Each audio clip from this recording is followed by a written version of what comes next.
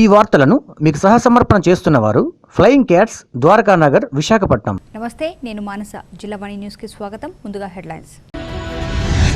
జిల్లా వ్యాప్తంగా హనుమ జయంతి వేడుకలు, అభయాంజనేయునికి విశేష పూజలు. ఆర్కే బీచ్ లో ప్రమాదాల నివారణపై కలెక్టర్ సమీక్ష, శాఖాధిపతులకు దిశానిర్దేశం. అంశాలకు ఆమోదం వేసిన కౌన్సిల్, నర్సీపట్నానికి రింగ్ రోడ్ మంజూరైందని జమీలు వెల్లడి.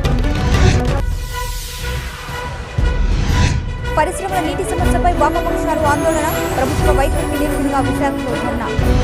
ఆర్కే బీచ్ యమకూపంగా మారుతున్న నేపథ్యంలో ఇక్కడ ఎలాంటి ప్రమాదాలు జరగకుండా మరణాలను నిరోధించే దిశగా అధికార యంత్రాంగం చర్యలను ముమ్మరం చేసింది. ఇటీవల కాలంలో తరచూ సంభవిస్తున్న ప్రమాదాలు, మరణాలపై జిల్లా అధికారులను అప్రమత్తపరిచిన ప్రభుత్వం నష్ట నివారణ చర్యలకు ఆదేశించింది. ఈ మేరకు జిల్లా కలెక్టర్ యువరాజ్, నగర పోలీస్ కమిషనర్ వివిధ శాఖల అధికారులతో సమీక్షా సమావేశాన్ని నిర్వహించారు. కోస్టల్ గార్డు వ్యవస్థను పటిష్టపరచడంతో పాటు ప్రమాదాలు జరిగే చోట్ల కూడా హెచ్చరిక బోర్డులు ఏర్పాటు చేయాలని కలెక్టర్లు సూచించారు.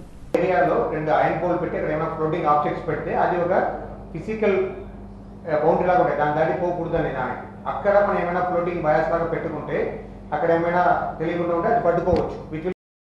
మళ్ళీ వచ్చిన మళ్ళీ పెట్టుకుంటూ తర్వాత మనము రెగ్యులర్ అయితే సెట్ అయిపోతుంది. సో దట్ ఈ ఫైర్ లో యూనివర్సిటీ ప్రాబ్లం ఉందా లేకపోతే జరిగిన కలెక్టర్స్ కాన్ఫరెన్స్ లో ముఖ్యమంత్రి గారి దృష్టికి ఈ బీచ్ డ్రౌనింగ్ డెస్క్ గురించి తేవడం జరిగింది. వెంటనే వారు స్పందించి టూరిజం పోలీస్ స్టేషన్ ఒకటి శాంక్షన్ చేస్తా అని చెప్పినారు. ఈరోజు కలెక్టర్ గారి ఆధ్వర్యంలో మనకి డిఫరెంట్ ఆస్పెక్ట్స్ మీద మీటింగ్స్ జరిగినాయి. దాంట్లో బీచ్ సేఫ్టీ మెజర్స్ మీద ఏం చేయాలనేది దాని మీద డీటెయిల్ డిస్కషన్ జరిగింది. మల్టీ డిపార్ట్మెంటల్ అప్రోచ్ ద్వారా ఈ ప్రాబ్లమ్ని స్టడీ చేసి దాన్ని గ్రౌండ్ చేయాలనే నిర్ణయం తీసుకోవడం జరిగింది. దాంట్లో బీచ్ వాచ్ టవర్స్ వస్తాయి, కమ్యూనిటీ గార్డ్స్ వస్తారు, లైఫ్ గార్డ్స్ అని. తర్వాత బీచ్లో వార్నింగ్ సైన్స్ డిఫరెంట్ లాంగ్వేజెస్లో పెట్టాలని, ఒరియా, బెంగాల్, తెలుగు, హిందీ, ఇంగ్లీష్లో. దాని మీద పిక్టోరియల్ సైన్ కూడా ఉంటుంది అన్నమాట. స్విమ్మింగ్ ఈజ్ డేంజరస్ అని చెప్పి ఒక ఇంటూ మార్క్ లాగా పెట్టి ఇక్కడ ఈ ఏరియాలో చేయకూడదని. పారిశ్రామిక నగరాన్ని వెంటాడుతున్న నీటి సమస్యను ప్రభుత్వం పట్టించుకోవడం లేదని వామపక్షాలు ఆరోపిస్తున్నాయి. స్టీల్ ప్లాంట్తో పాటు పలు పరిశ్రమలకు నీటిని సరఫరా చేయాల్సిన ప్రభుత్వం ఆ దిశగా ఎలాంటి చర్యలు తీసుకోకపోవడంతో ప్రగతికి మోకాలడ్డుతోందని ఆరోపించిన వామపక్ష పార్టీలు జీవీఎంసీ కార్యాలయం ఎదుట ధర్నాకు దిగాయి. తక్షణమే నీటి సమస్యను పరిష్కరించాలని సిపిఎం నేత సిహెచ్ నరసింహరావు డిమాండ్ చేశారు.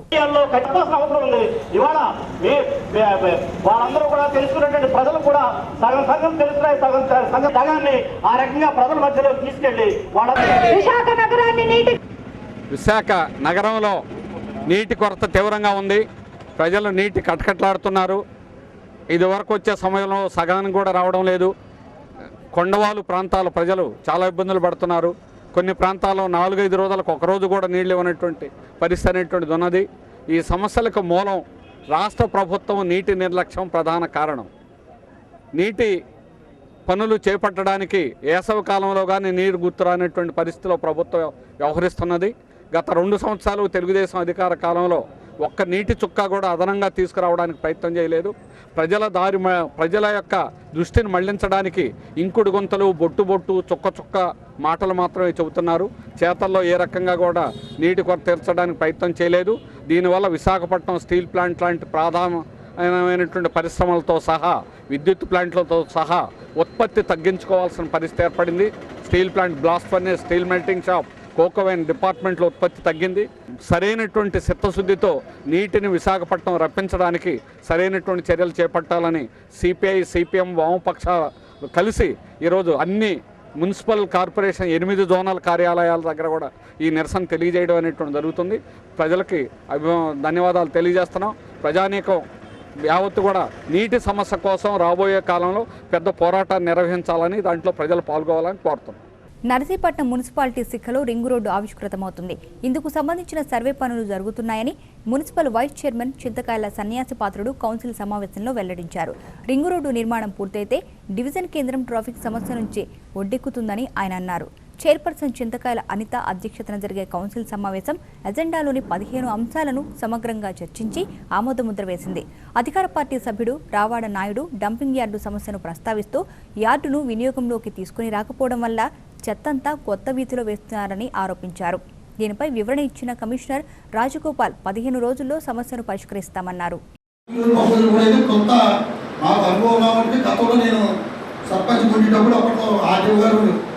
సుబ్రహ్మణ్యం గారు ఎవరు గుర్తులేదు, వారు నేను అప్పటికి డివైఎస్పీ రవికుమార్ మూర్తి గారు అంతా కలిసి రింగ్ రోడ్ వేయాలని ప్రపోజల్ పెట్టాం. సరే అప్పుడు జరిగిన పెద్దలు గుర్తి వల్ల రింగ్ రోడ్ ఆపేసాం. ఇప్పుడు రింగ్ రోడ్ అవసరం ఉందన్నమాట.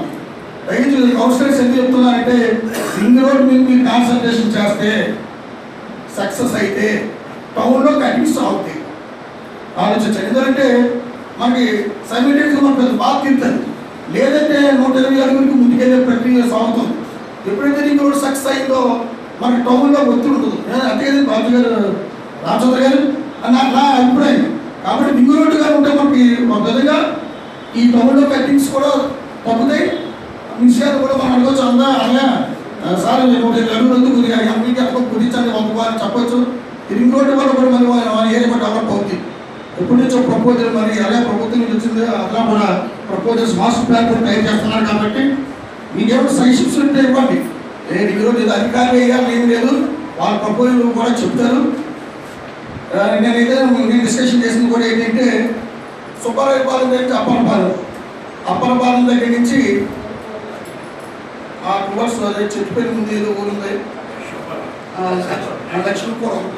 లక్ష్మీపురం నుంచి మన గురంద్రపాలెం రోడ్ కనెక్ట్ అవుతుంది. గురంద్రపాలెం రోడ్ దగ్గర నుంచి సాగుపాల దగ్గర తీసుకొచ్చాం. సాగుపాల దగ్గర నుంచి అలా పొలాలు మా ఇసుక పొలాలు ఇల్లు చూసుకొని మా పొలాల మధ్యలో నుంచి మండల ఆఫీస్ దగ్గరికి వస్తుంది. మండల ఆఫీస్ ముందుకు కానీ లేదా మా పొలాల దగ్గర కానీ ముందుకు కానీ బ్యాక్ కానీ వస్తుంది.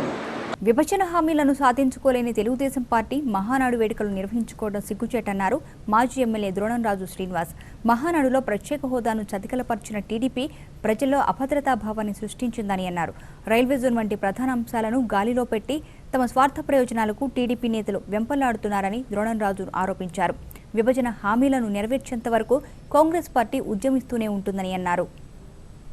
రాష్ట్ర ప్రజలు కూడా చాలా ఎక్కువ ఆశించారు.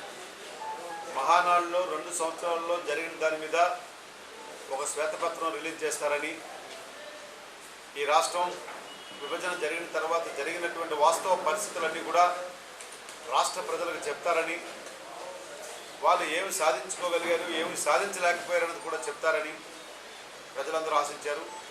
కానీ 2 సంవత్సరాల్లో నేను బుల్లెట్లా దూసుకెళ్ళిపోతాను, నేను రాకెట్లా దూసుకెళ్ళిపోతాను అన్నటువంటి హెచ్చరికలు, ఓ భయకంపితమైనటువంటి వాతావరణాన్ని మాకు ఎదురు తిరిగితే, మాకు ఎదురు మాట్లాడితే కబడ్దార్ అన్నటువంటి రీతిలోనే మహానాడు జరిగింది తప్పించి వాస్తవ రూపంలో విభజన జరిగిన తర్వాత ఈ రాష్ట్రంలో ఎన్నికల వాగ్దానాలు ఏదైతే ఉన్నాయో, రైతుల రుణమాఫీ కానీ, డోక్రా మహిళా సంఘాల రుణమాఫీ కానీ, అది ఇన్స్టాల్మెంట్ బేసిస్లో కాకుండా పూర్తిగా మేము చెల్లించాము అని చెప్పడంలో పూర్తిగా వైఫల్యం చెందారు. తెలంగాణలోనేమో మీరు పూర్తిగా చెల్లించాలని అక్కడ ముఖ్యమంత్రిని డిమాండ్ చేస్తారు తెలుగుదేశం నాయకులు. ఇక్కడ తెలుగుదేశం నాయకులు రాష్ట్ర ప్రభుత్వం ఇన్స్టాల్మెంట్ బేసిస్లోనే ఇస్తామని చెప్తారు. ఇచ్చినటువంటిది కొంత, ప్రచారం ఎక్కువ, ఆర్భాటం ఎక్కువ. అలాగే ఈ రాష్ట్రంలో ఒక్క ఉత్పాదక రంగం ఎక్కడైనా సరే ఇగో 10 మందికి ఉపాధి కల్పించాం మేము అన్నది ఎక్కడైనా ఉందా? ఆఖరికి ఏమైందంటే ఒక అనుభవం కలిగినటువంటి మా ముఖ్యమంత్రిని పెడదాం మనం అని చెప్పి ఈ రాష్ట్ర ప్రజలందరూ కూడా చంద్రబాబు నాయుడు గారిని ఇక్కడ ముఖ్యమంత్రిగా పెడితే ఎన్నుకుంటే మరి ఈ 2 సంవత్సరాల్లో ఆ అనుభవాన్ని అంతా రంగరించి సాధించినటువంటి ప్రగతి ఏంటి?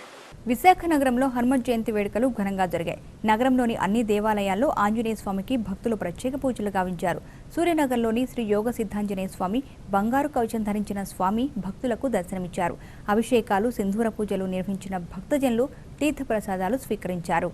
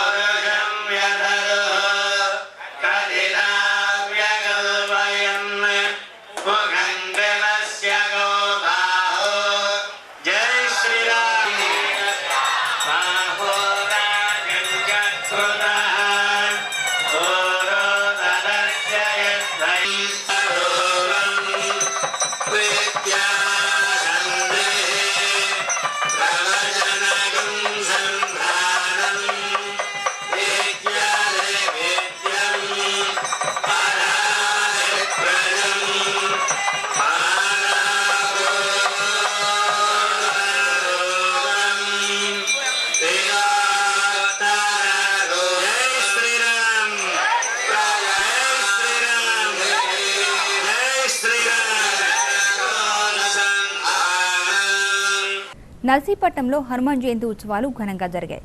పట్టణంలోని అన్ని దేవాలయాలు భక్తులతో కిటకిటలాడాయి. Ramaraopeta, Sivapuram, Ayyanna colony, fire station తదితర ప్రాంతాల్లో గల ఆలయాల్లో వేకుజాము నుంచే హనుమాన్ చాలీసా, పారాయణం, అభిషేకాలు నిర్వహించారు. అభయాంజనేయునికి తమలపాకు, సింధూర పూజలు గావించారు భక్తులు.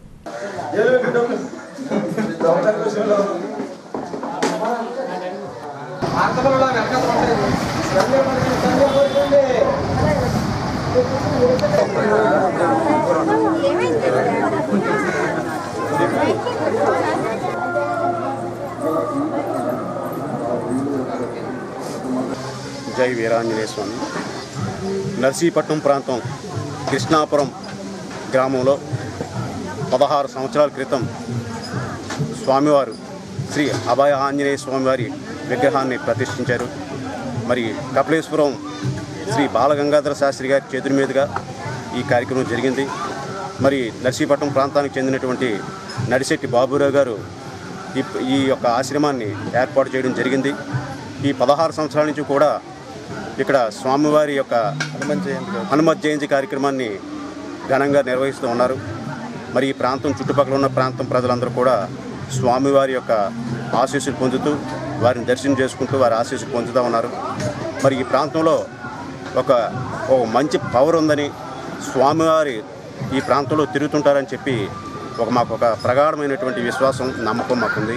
అనకాపల్లి పట్టణంలో హనుమత్ జయంతి వేడుకలు భక్తి శ్రద్ధలతో ఘనంగా జరిగాయి. పట్టణంలోని అన్ని ఆంజనేయ ఆలయాల్లో భక్తులు పోటెత్తారు.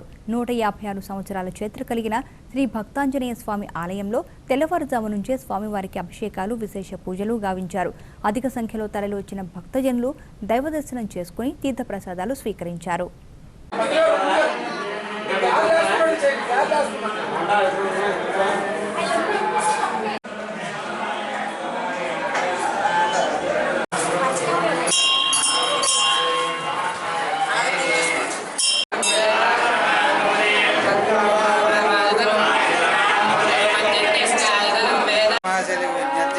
మల్లిమణుగుల వారి వీధిలో వేయించేసి ఉన్న శ్రీ భక్తాంజనేయ స్వామి వారి హనుమత్ జయంతి సందర్భంగా ఈ సంవత్సరం పూర్వభాద్ర సోమవారం స్వామివారికి జన్మ నక్షత్రం సందర్భంగా పంచామృతాభిషేకములు, నవఫలాభిషేకములు, సుగంధ ద్రవ్యములతో పంచామృతాభిషేకములు, సహాయ సహకారములతో శ్రీ ఆంజనేయ స్వామి వారి లావణ్య మృతికి రోడ్డు ప్రమాదం కానే కాదని, ఇది ముమ్మాటికి హత్యనని ఆరోపించిన పొలిటికల్ జేసీ విశాఖలో పోలీసు దర్యాప్తుపై నిరసన వ్యక్తం చేసింది.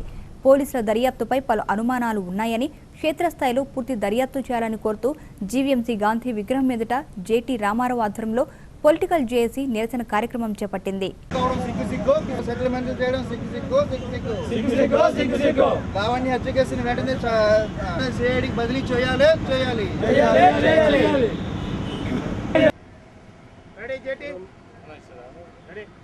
విశాఖలో సంచలనం సృష్టించిన లావణ్య హత్య కేసులో పోలీసులు వ్యవహరించిన తీరు సమంజసంగా లేదు. సత్యమేవ జయితే, నిజమే అయితే పోలీసులు ఈ కేసుని సిఐడికి బదిలీ చేయాలని చెప్పి మేము కోరుకుంటా ఉన్నాం.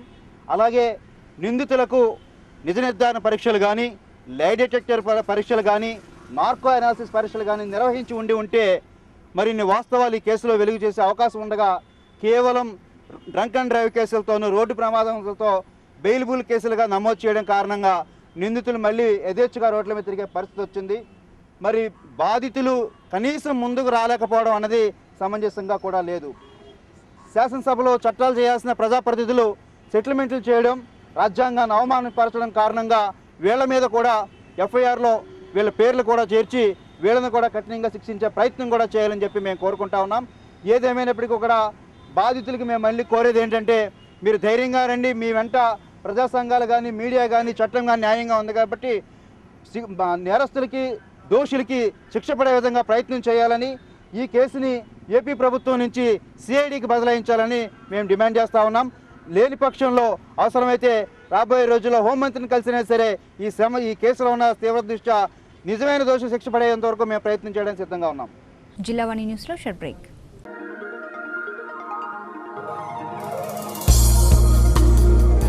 From Flying Cats and Balaram Vishnu. Hello, I'm Utpanna Manasheri, I'm from Orissa. Hi, I'm Ayuri. I'm from Flying Cats.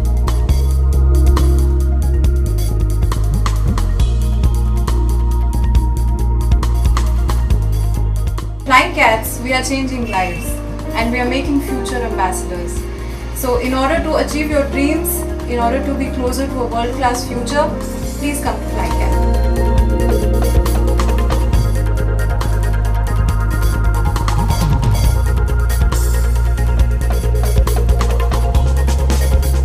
If you have to build your career, you can join here. It's the best.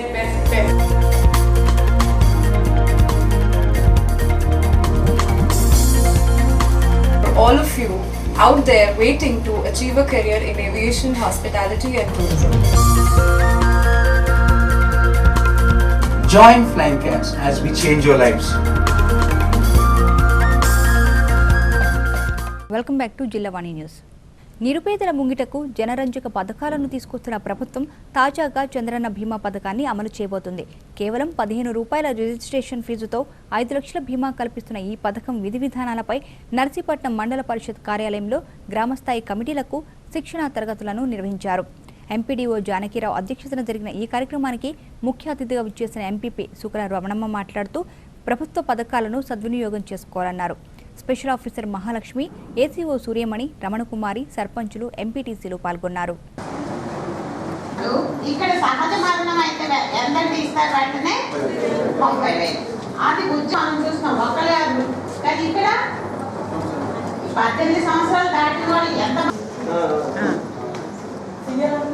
ఇప్పుడు మాకు meeting 59 సంవత్సరాల వరకే ఉండేది. ఇప్పుడు అలా కాదు. ఇది ఏంటంటే కార్మికులకి, భవన కార్మికులకి కానీ అలాగే వ్యవసాయ కార్మికులకి కానీ ఈరోజు చూస్తే ఎక్కువగా కూడా ఉపాధి పని కోసం ఎక్కువగా బయటకు వెళ్ళేటువంటి భవన కార్మికులు అంటే తాపీ మేస్త్రులు, అలాగే సెంట్రింగ్ పని మీద వెళ్ళినటువంటి కార్మికులకి, అలాగే ఈ తాపీ మేస్త్రులు వెనకాల కూడా కూలి నిమిత్తం ఆడవాళ్ళు కానీ మగవాళ్ళు కానీ ఎక్కువగా ఉపాధి నిమిత్తం బయటకు వెళ్ళే వారికి, అలాగే గ్రామ స్థాయిలో ఈ రోజుని వ్యవసాయ పని కూడా రైతులు పెట్టుకుంటూ ఉంటాం. వ్యవసాయ పని ఒక పాము గుట్టో లేదంటే ఏ చెట్టు మీద నుంచి పడిపోయి చనిపోతే మనం ఎటువంటి న్యాయం కూడా చేయలేని పరిస్థితి. కానీ ఈరోజు ఈ పథకం మాత్రం ప్రతి ఒక్క 18 సంవత్సరాల నుంచి 70 సంవత్సరాల వరకు ఉన్న వారందరికీ కూడా ఇది వర్తింపజేస్తారు. కాబట్టి ఇక్కడ ఎందుకు కాబట్టి ముఖ్యంగా మన సర్పంచులు, ఎంపీడీసీలు కూడా జన్మభూమి కమిటీ సభ్యులుగా వస్తారు. 7 కమిటీ సభ్యులు ఉంటారు కాబట్టి వారి పర్యవేక్షణలో. సబ్బవరం మండలం రాయపు అగ్రహారం గ్రామ సర్పంచ్ కుమారుడు అప్పలనాయుడి ఆగడాలపై విశ్వబ్రాహ్మణ సంఘం మండిపడింది. ఈ గ్రామానికి చెందిన కర్రీ ఈశ్వరరావుపై గ్రామ బహిష్కరణ వేటు వేసి నిత్యావసర సరుకులు ఇవ్వకుండా చేస్తున్న సర్పంచ్ కొడుకుపై చర్యలు తీసుకోవాలని రాష్ట్ర విశ్వబ్రాహ్మణ సంఘం అధ్యక్షుడు ఆశ్లేషాచారి, జిల్లా అధ్యక్షుడు పెదపాటి గోవిందరావు డిమాండ్ చేశారు. ఈరోజు యావత్ సభ్య సమాజం ఒక్కసారి ఉలుక్కుపడి తలదించుకునే విషయం ఒకటి. విశాఖపట్నం జిల్లా సబ్బవరం మండలం రాయపు అగ్రహారంలో చోటు చేసుకున్న విషయం పేపర్ ద్వారా మాకు తెలిసింది. అయితే ఇది ఏం జరిగిందంటే మాత్రం కేవలంగా వెనుకబడిన తరగతిలో చెందినటువంటి విశ్వబ్రాహ్మణ కులస్తుడిని ఆ గ్రామ సర్పంచ్, ఆ కుటుంబం కేవలంగా కక్ష కట్టి ఆ కుటుంబాన్ని ఆ గ్రామం నుంచి ఒక వెలిగి వేసే విధానం ఒకటి ఒక దుశ్చర్యగా మేము భావిస్తున్న విషయాన్ని, ఒక తీవ్రంగా ఖండిస్తున్న విషయాన్ని. ఇది ఎప్పుడు కూడా ఎక్కడ జరగనటువంటి విషయం ఇది. కానీ ఇది కేవలంగా ప్రజాస్వామ్యాన్ని ఎదురు తీసుకుని వ్యక్తిగత స్వేచ్ఛకి మాత్రం భంగం కలిగించే విధానాన్ని ఆ గ్రామంలో ఆ యొక్క ప్రెసిడెంట్ మాత్రం ఆ కుటుంబం నిర్వహించిన విధానాలు చాలా తీవ్రంగా పరిగణించి రాష్ట్ర సంఘం, జిల్లా సంఘం కూడా, ఆంధ్రప్రదేశ్ రాష్ట్ర విశ్వబ్రాహ్మణ సంఘం, విశాఖపట్నం జిల్లా విశ్వబ్రాహ్మణ సంఘం కూడా ఇరువురు కూడా మొత్తం ఖండించడం తీవ్రంగా ఖండిస్తున్నాం.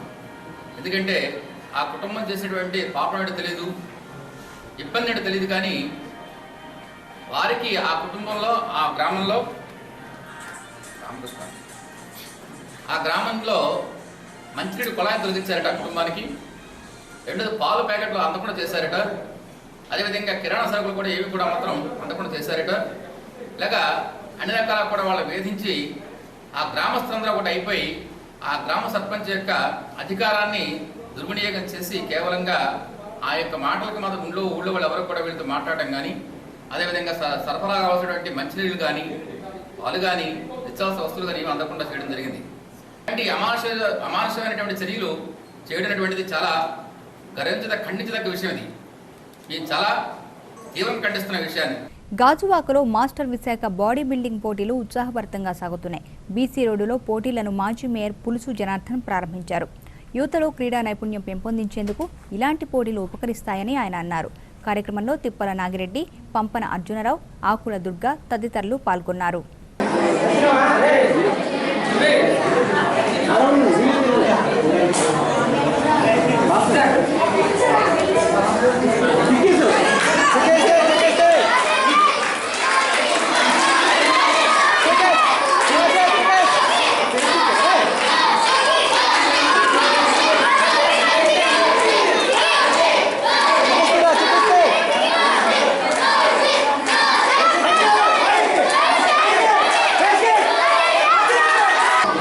నా పేరు గణేష్ కుమార్ అండి, డిస్ట్రిక్ట్ తైకొండ సెక్రటరీ విశాఖపట్నం.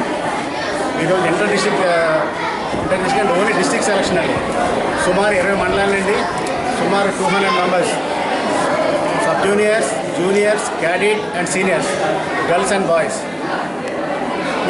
దీంట్లో సెలెక్ట్ అయిన వాళ్ళు ఈ నెల వచ్చే నెల 3 నుండి 5 వరకు జరిగే స్టేట్ కూడా తాడేపల్లి గేడింగ్కి గవర్నమెంట్కి వెళ్తారు. అందులో విన్ అయిన వాళ్ళు సౌత్ జోన్కి పార్టిసిపేట్ చేస్తారండి. సౌత్ జోన్ కేరళలో నేషనల్ జరుగుతుందండి. 22 నుండి 26 వరకు సౌత్ జోన్. మొత్తం ఎంతమంది చిన్నారులు పాల్గొన్నారు సార్? ఇందులో సుమారు 200 మంది చిన్నారులు పాల్గొన్నారండి. ఏ కేటగిరీ నుంచి పాల్గొన్నారు? Sub juniors, cadet and juniors and seniors, boys and girls. ఇందులో మహిళలు కూడా ఉన్నారు సార్? బాయ్స్ అండ్ గర్ల్స్ అండి, మహిళలు కూడా ఉన్నారు. కొత్త అమావాస్య వేడుకలను పురస్కరించుకుని అనకాపల్లి నూకాంబిక ఆలయానికి కాసులు పంట పండింది. Endowments deputy commissioner Konathala Nookanaidu, EO Sujatha ఆధ్వర్యంలో ఆలయ హుండీలను తెరిచి లెక్కింపు నిర్వహించారు. 28 లక్షల రూపాయల మేర ఆదాయం సమకూరింది. అదేవిధంగా బంగారు, వెండి ఆభరణాలు అమ్మవారికి భక్తులు కానుకలుగా హుండీలో వేశారు. దేవస్థానంకి సంబంధించి జాతర అయిన తర్వాత మళ్ళీ 29/4/2016 హుండీ విప్పడం జరిగింది. దాని తర్వాత మరలా నిన్న 30వ తారీఖున 30/5/2016 హుండీ ఓపెన్ చేశాము. హుండీ ఓపెన్ చేసిన సందర్భంగా 28,50,000 శ్రీ అమ్మవారి దేవస్థానం సంబంధించి 15వ తారీఖున 15/5/2016 అమ్మవారు ముత్యాల హారం ఉన్నటువంటి లాకెట్ ఒకటి మిస్ అయింది. అది ఏ విధంగా జరిగింది అయితే మాకైతే తెలియదు. ఒక అర్చకుడు వచ్చి చెప్పిన తర్వాత మేము వారి దగ్గర నుంచి మాదే బాధ్యత కనుక మేమే చేసిస్తామన్న సందర్భంలో మేము ఊరుకోవడం కూడా జరిగింది. తర్వాత దీని మీద ఒక కేసు కూడా మేము పోలీసు వారికి 21వ తారీఖున మేము కంప్లైంట్ ఇవ్వడం జరిగింది.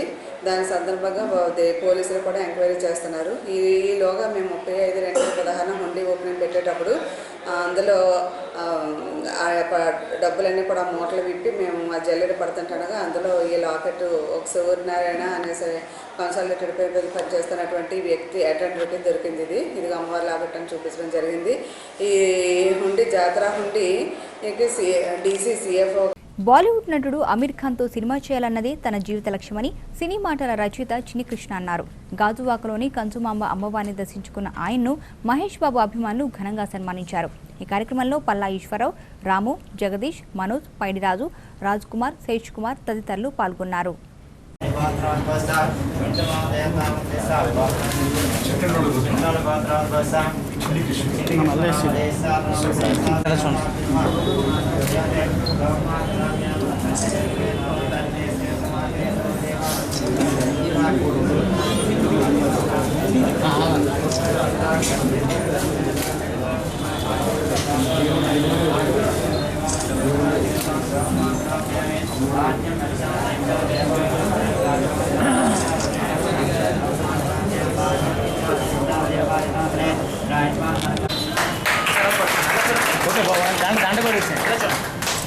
దండ వేసేస్తే పట్టుకున్నాం. ఒకసారి అలా చూడండి, అలా చూడలేదు బాబు, మరి ఇలా చూడండి ఒకసారి.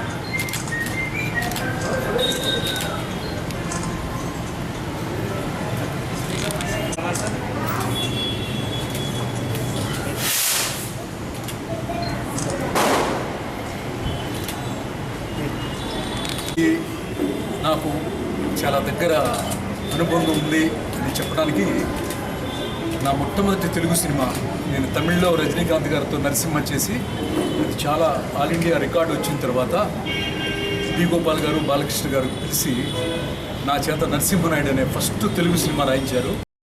సోదరులాగా చూస్తారు. బాలకృష్ణ గారు కూడా నన్ను ఒక తమ్ముళ్ళలాగా చూస్తారు. అందరూ ఇట్లా చూస్తున్నటువంటి నా కొడుకుని స్వచ్ఛ భారత్ లక్ష్యాలకు చేరువయ్యేందుకు అధికారులు ముందుకు వస్తున్నారు. విశాఖ ఎంప్లాయ్మెంట్ ఆఫీస్ సిబ్బంది స్వచ్ఛ భారత్లో భాగంగా చీపులు చేతబట్టి పరిసరాలను శుభ్రపరిచారు. జీవీఎంసీ హెల్త్ అధికారి మురళీకృష్ణ ఆధ్వర్యంలో ఈ కార్యక్రమం జరిగింది.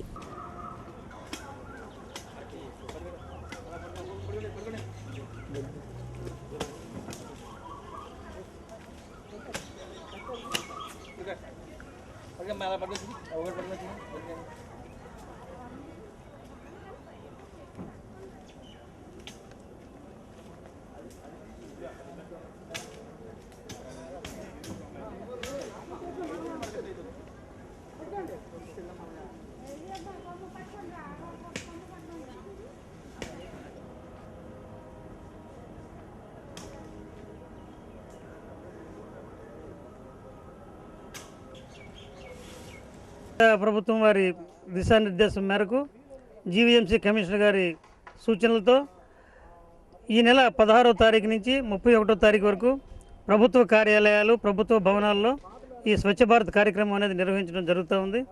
అందులో భాగంగా ఈ రోజున ఇక్కడ మన ఎంప్లాయ్మెంట్ ఎక్స్చేంజ్ ఆఫీస్లో మనం ఈ కార్యక్రమం నిర్వహిస్తూ ఉన్నాం. నిన్నటి రోజున మనం ఆర్టీఓ ఆఫీస్లో కూడా ఈ కార్యక్రమం నిర్వహించాం. దీని తొలగ ముఖ్య ఉద్దేశం ఏంటంటే అన్ని ప్రభుత్వ కార్యాలయాల్లో ఒక ఫేస్ లిఫ్ట్ తీసుకొచ్చి అవి వచ్చే సందర్శకులకి చక్కటి వాతావరణం కల్పించాలనేది ప్రభుత్వం వారి తాలూకా ఆశయం. దానిలో భాగంగా ఈ రోజున ఇక్కడ మనం ఈ కార్యక్రమం నిర్వర్తిస్తూ ఉన్నాం. ఈ కార్యక్రమం మళ్ళా 1వ తారీఖు నుంచి థీమ్ మారుతుంది. ఇది భారత ప్రభుత్వం వారు ఏం చేస్తున్నారంటే ప్రతి 15 రోజులకి ఒక థీమ్ ఇస్తూ ఉన్నారు. ఈ మే 1వ తారీఖు నుంచి మే 15వ తారీఖు వరకు మనకి ఇచ్చిన థీమ్ ఏంటంటే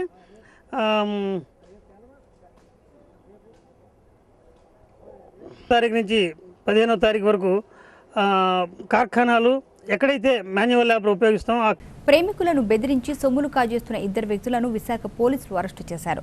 విజయనగరానికి చెందిన జగదీష్, పలాసకు చెందిన గోపి జతకట్టి కైలాసగిరికి వచ్చే ప్రేమికులను పోలీసులమని బెదిరించి డబ్బులు గుంజుకుంటున్నారు.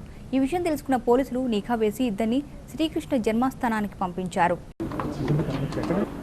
ఇచ్చాపురం గోపి అని ఇతని ఒరిజినల్లీ పలాస దగ్గర ఉల్లాస్పేట. ఇతను కర్రీ జగదీష్ అనే అతని మద్దిలపాలెం విశాఖపట్నం. వీళ్ళిద్దరూ ఈ ప్లేసెస్లో వెళ్ళటం, అక్కడ ఎవరైనా జంట కనిపిస్తే వారిని ఫొటోస్ తీయటం, వారిని బెదిరించటం, వారి దగ్గర ఉండే ఐడి కార్డ్స్ అవి ఏదైనా ఉంటే స్టూడెంట్స్ అయితే వారి దగ్గర ఐడి కార్డ్స్ తీసుకోవటం, ఆ తర్వాత వాళ్ళ ఫోన్ నెంబర్స్ అవి తీసుకోవటం అండ్ డిమాండ్ చేయటం, 2,000 ఇవ్వమని 5,000 ఇవ్వమని ఇలా డిమాండ్ చేయటం చేశారు. తర్వాత ఆ సమయంలో ఇవ్వని వాళ్ళ దగ్గర నుండి ఎంతవరకు ఉందో అంతవరకు తీసుకోవటం, మళ్ళీ మరుసటి రోజు వాళ్ళకి ఫోన్లు చేయటం, వాళ్ళని బెదిరించడం, లేకపోతే వాళ్ళ ఫొటోస్ని యూట్యూబ్లో పెడతామని పేరెంట్స్కి చెప్తామని ఇలా అనేక రకాలుగా బెదిరించి వాళ్ళ దగ్గర డబ్బులు గుంజుకోవడం చేస్తున్నారు. వీళ్ళు ఈ మధ్యకాలంలో 4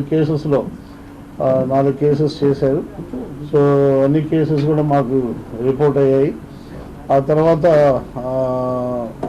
వీళ్ళని ఇందులో ఇచ్చాపురం గోపి అనే అతను ఇక్కడ ఫస్ట్ అతను పలాసలో ఒక ఫాస్ట్ ఫుడ్. ఈ వార్తలను మీకు సహసమర్పణ చేస్తున్న వారు ఫ్లయింగ్ క్యాట్స్, ద్వారకానగర్, విశాఖపట్నం. ముగించే ముందు హెడ్లైన్స్ మరోసారి.